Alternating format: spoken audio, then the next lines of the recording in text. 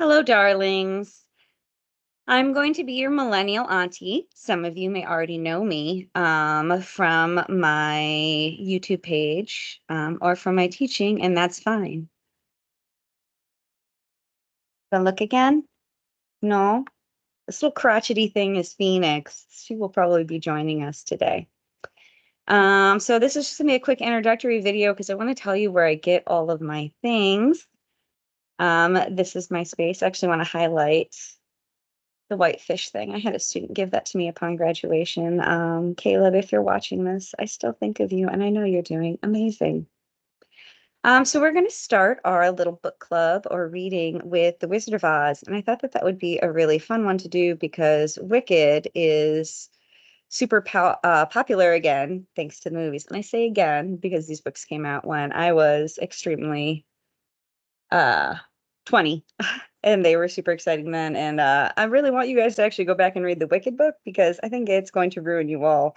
But we're not actually going to start there. We're going to start with the original series, The Wizard of Oz, because honestly, I think it's better.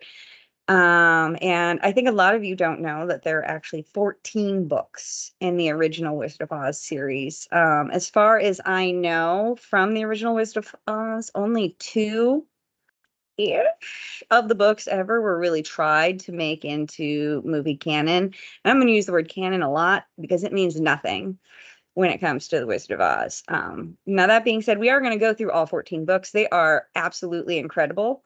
The first book doesn't even make my top 5 of which ones are good, but it's the one you guys are all familiar with. So we're going to start there. And I bet you guys aren't as familiar with it as you think you are.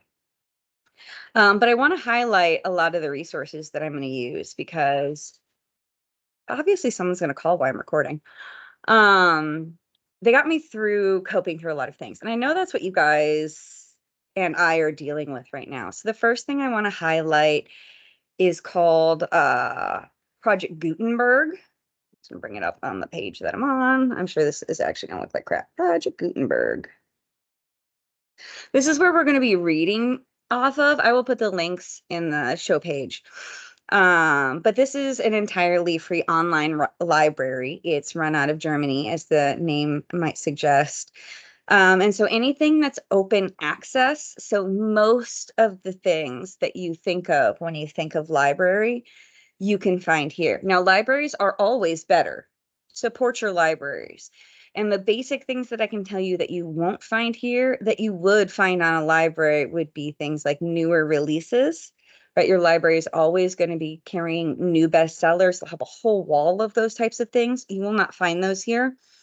Your library also carries things like DVDs, CDs, movies, that you will not have access to those kinds of things here either.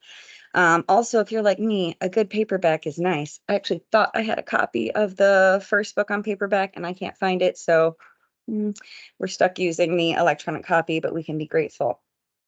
I'm also going to plop the link for something called Librivox.org. So it's like library vox, like voice. LibriVox is very similar to the Gutenberg project, except it's all audiobooks. I see the irony here, but I want you guys to get what you're needing.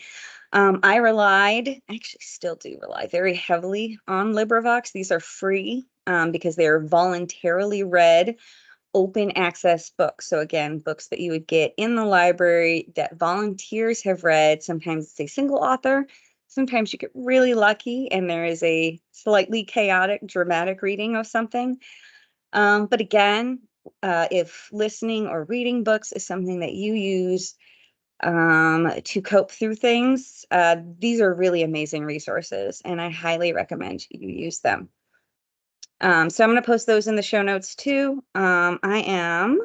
Unfortunately, because we're using the online version means we will not have pictures, but I will show you the cover of the book.